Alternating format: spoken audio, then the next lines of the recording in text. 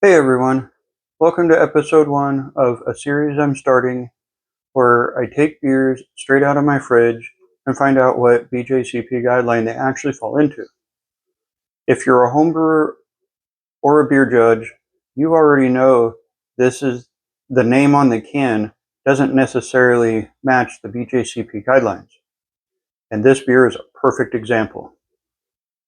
This is emergency drinking beer from Wild Haven Beer in Avondale Estates, Georgia. It's a bright yellow can with bold black letters, and it calls itself a Pils style session ale. But is it really a Pilsner? We're going to find out using the BJCP guidelines, sensory evaluation, and a little bit of science along the way. Let's get into it.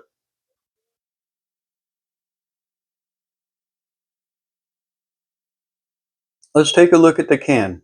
It's a minimalist design, bright yellow, kind of like a utility product. The label says Pils style emergency drinking beer. It is 4.4%, and according to the bottom of the can, it's an all-purpose blend. It's intentionally simple and almost generic, and that's part of the charm. But here's the first lesson of this series. Marketing language is not a BJCP style. Breweries can call a beer whatever they want. They can call a stout a porter, they can call a dark lager a brown ale if they really want to. But BJCP classification is based on sensory input, ingredients, and process, not branding.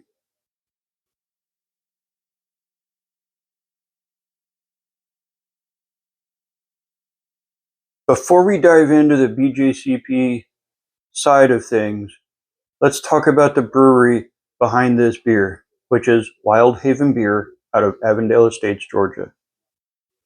Wild Haven was founded with a simple mission: make flavorful, creative beers that stay refreshing and approachable, which I think they've done here. I've had this beer before. It's fantastic. They came up during a time when the Georgia beer scene was really starting to evolve, when breweries were beginning to experiment more and just push the envelope beyond traditional styles. What makes Wild Haven interesting is their identity. They're not a brewery that sticks to strict German-style lagers or culinary-inspired beers. They use thoughtful ingredients, unexpected combinations, and a willingness to bend traditional style lines, which I think is pretty cool. Emergency drinking beer is one of the most recognizable creations.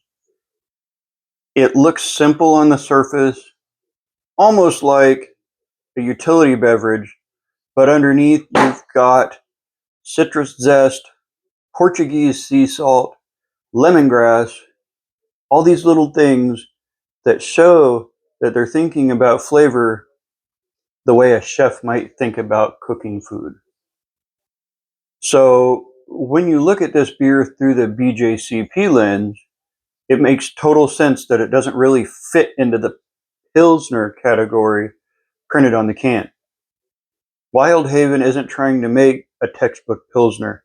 They're trying to make something bright, refreshing, and a little unexpected. And that's exactly what they do best. You're going to have to forgive me, at least for a while, as I get used to doing these things. I need my notes in front of me. So I'm going to keep looking over here quite a bit. I spent quite a bit of time researching this beer, and it took a lot of time to put this together. So please bear with me with that for a while until I get more used to it. I don't have a photographic memory, so I can't just look at it and see what this whole thing says.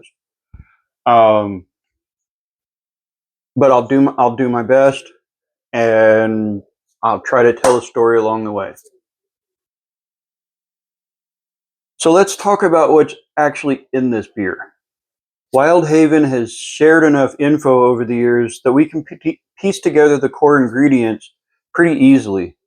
I won't lie and say I wrote this on my own. I did use a little bit of help with AI, which I will probably use in most of my episodes. But some of the key things that I know I should go back and fact check on my own, I did. And this next part of what I'm talking about, I actually went back and fact checked this on my own, and it's 100% legit according to the website. So we know what the core ingredients are, besides the grain bill. It's citrus zest, Portuguese sea salt, lemongrass, a light crisp malt bill, and clean fermentation. Clean fermentation is important whether it's actually a Pilsner or the style that I will reveal before the end of the episode. Now, does that sound like a Pilsner?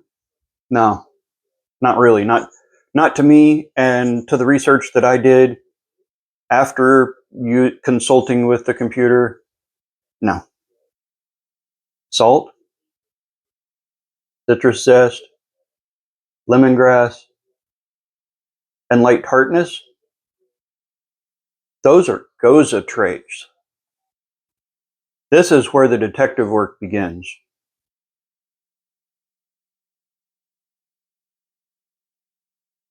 So now we start to move on to the style matching, which I'm sure all 7 of you have already guessed. Start with the obvious guess, based on the label, Pilsner. Let's give it a fair shot.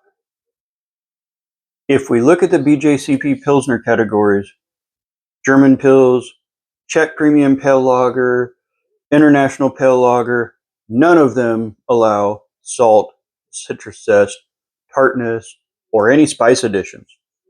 So we can rule out the entire Pilsner family in one shot. So what other categories could we compare it to?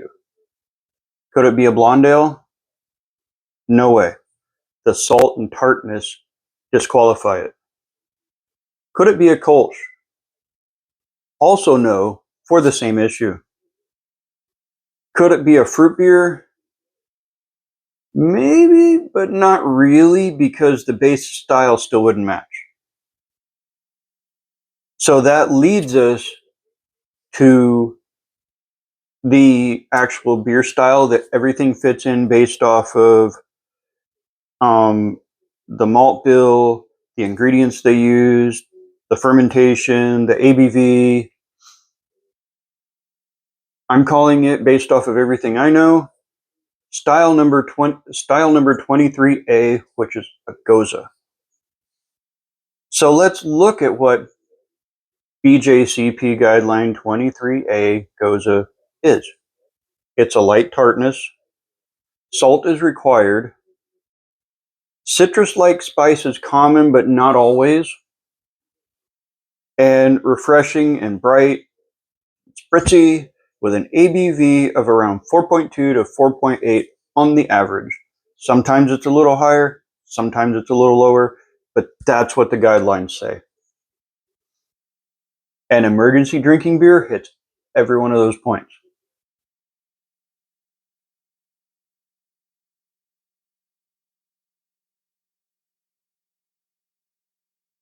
So based on the attributes of the beer and the guideline that it fits under, you have your salt, so on and so forth.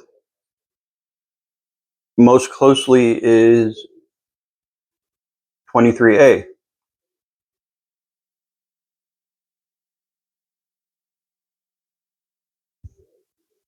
Now bear with me for a while until I get used to doing this on the fly.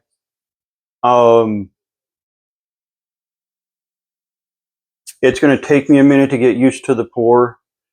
I do use this style of glass for every beer that I taste when I'm tasting at home. I kind of set up my own flight sometimes. And while it's not ideal for the style of beer we're drinking today, it gives you the opportunity to get the aroma from the beer. So that's why I still continue to use this style for tasting, and it's perfect for what we're doing tonight. So here we go. Let's pour it in.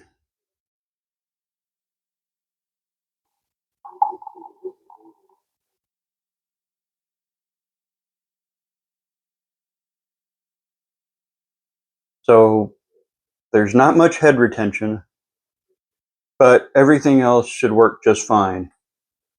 It's pale yellow, not hazy at all, so this might be an older can. I can't guarantee how fresh this is. It had a tight white head, but it dissipated quickly, and I think because my glass was not perfectly clean. The aroma. So let's get into the aroma.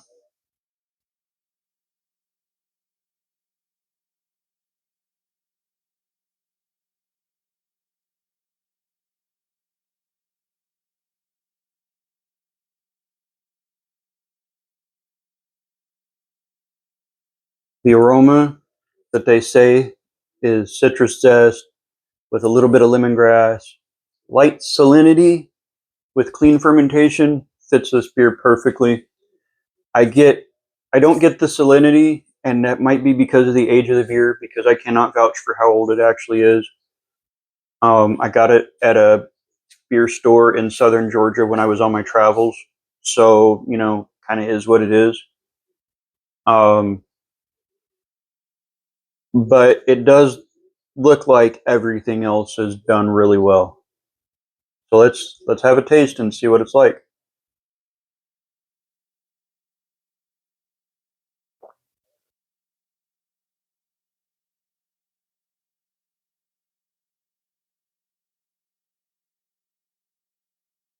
Slightly acidic, slight lemon flavor from the lemongrass. I can kind of taste the salt on the back end.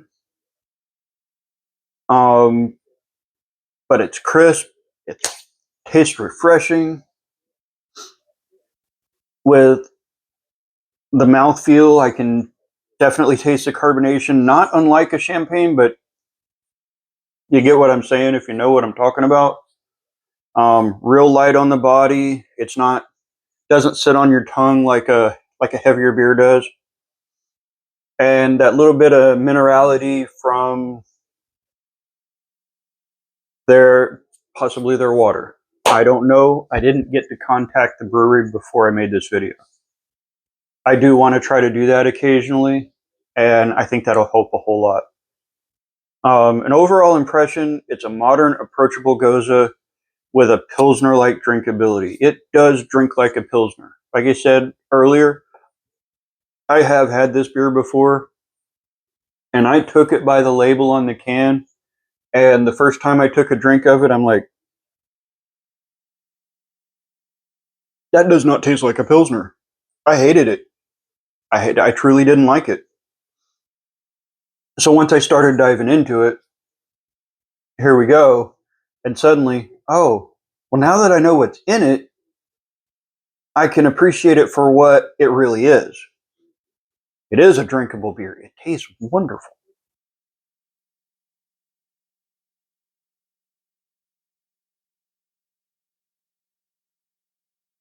So now here comes my nerd side on the brewery the brewer side, because I am a home brewer. I brew my own beer. I will occasionally put my own beer in a BJCP category and review that.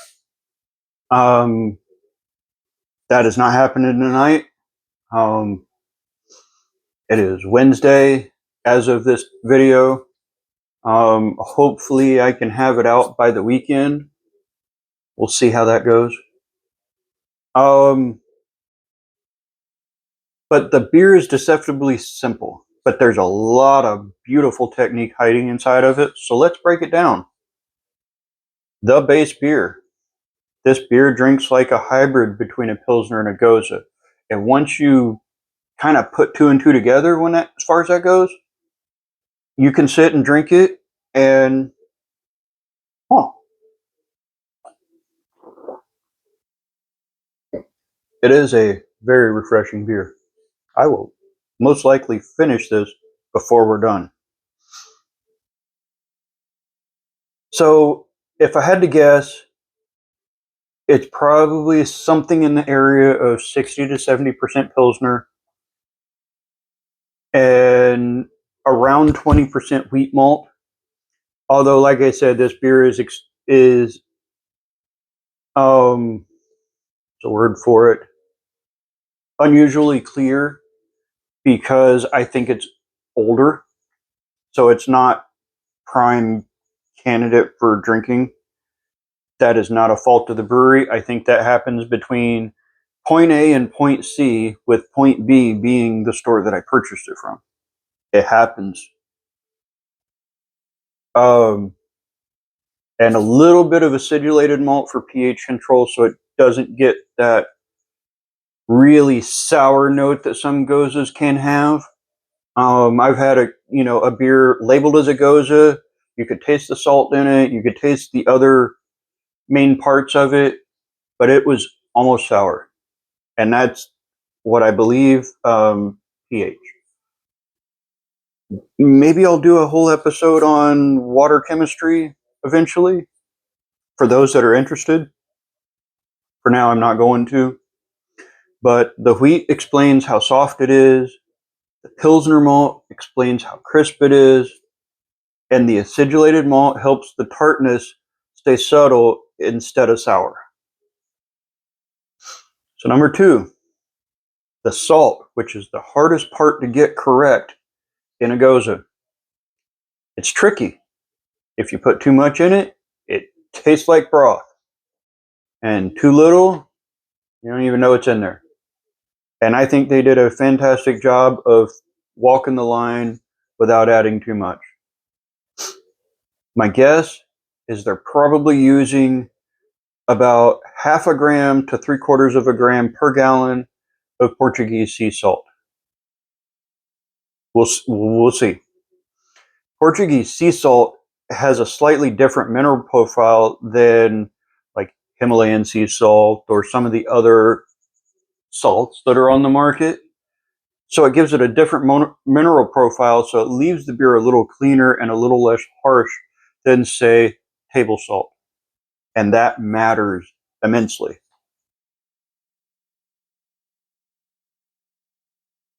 So we have the citrus and lemongrass, and when and how they added it.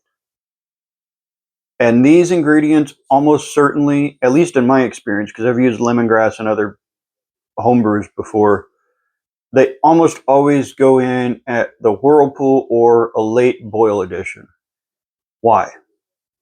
Because the boil will drive off some of the aromatics. So you don't want to put it in at 60 minutes because you're never going to taste or smell it in the beer. 100%. I know that from experience.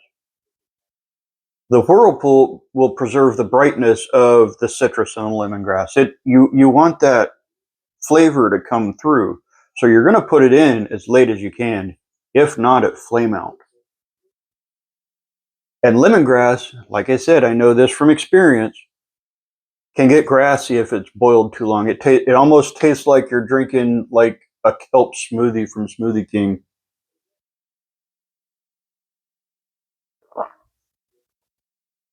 Let me pour some more here.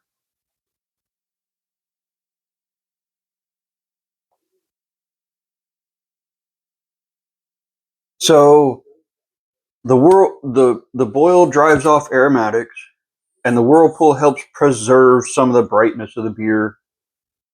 And citrus zest can get bitter if over extracted. So you want to do the same thing with citrus zest and put it in as late as you're comfortable with if you're going to brew a beer like this at home. So I'm guessing they're probably adding it right after they shut the boil down, when the temperature drops between 170 and 180, and they probably hold that for about 10 to 20 minutes. So you don't want to boil it, but you want to get it good and hot so that the beer absorbs all of those awesome chemicals. Shouldn't have said chemical, but that was the first thing I thought of. So let's talk a bit about fermentation. This beer is clean. There's no esters. There's no funk. Just like it's supposed to be. That tells me that it's a neutral type ale yeast. I don't know exactly what they used, but if I had to guess, I'd probably call it 3470 because that will do it. That yeast is a trooper. It's fermented pretty cool, probably not higher than 65 degrees, and it's designed for a quick turnaround. So as soon as fermentation's done, this beer comes out of the bright tank, goes into the keg, or it gets packaged and it gets sent to your house. There's no conditioning needed or necessary with this type of beer. This is a beer, and as I will vouch for this particular can, designed to be brewed fast and served fresh. When I got this beer not that long ago, it tasted way different than it tastes tonight, which is kind of a shame because I was really excited. I still am excited. It is still a good beer. It's not the same as it was when I brought it home. So the water profile. This is where pilsners get their snap, and it worked really well in this beer. A Goza typically uses a higher chloride, a little bit more sulfate, and enough sodium to lift the citrus to enhance that citrus flavor. But because this beer has become less Lean's Pilsner crisp, they probably kept the sulfate a little higher than a traditional Goza, which is probably why it's not as salty as it could have tasted, at least in my opinion. Please correct me if I'm wrong. If I were cloning this beer at home, this particular beer, here's what I'd start with based on a 5-gallon batch. I'd start with 65% of my malt bill. Let me talk about my malt bill. 65% of that is Pilsner malt, 25% wheat, 5% acidulated malt, and 5% flaked rice or flaked corn for extra crispness. The rice or corn, not necessary, but you can if it makes you feel better. With whirlpool additions of lemon zest, lemongrass, and a tiny pinch of sea salt. You can get really close to this beer with Himalayan sea salt. It will taste different. And this says ferment with something like US-05, which is totally not a Pilsner. I've always heard of Gozas fermented with lager yeast. So I don't know. I didn't do enough research on this part, so I can't contradict it very well. But I always assumed it was 3470 even before I did notes and crap. So this beer has become a masterclass in restraint.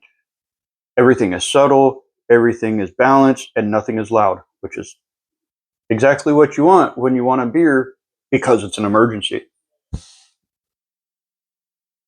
So here's the final verdict. Emergency drinking beer calls itself a Pils-style session ale, but by BJCP guidelines, it best fits into 23A. This is exactly why I wanted to start this series. Beer labels can be a lot of fun, but BJCP styles help us understand what's really in the glass. So if you enjoyed this episode, stick around. Next time, I'll grab another beer from my fridge, and we'll figure out where that one fits in the BJCP universe. Thanks for watching, and I'll see you in the next one. Cheers.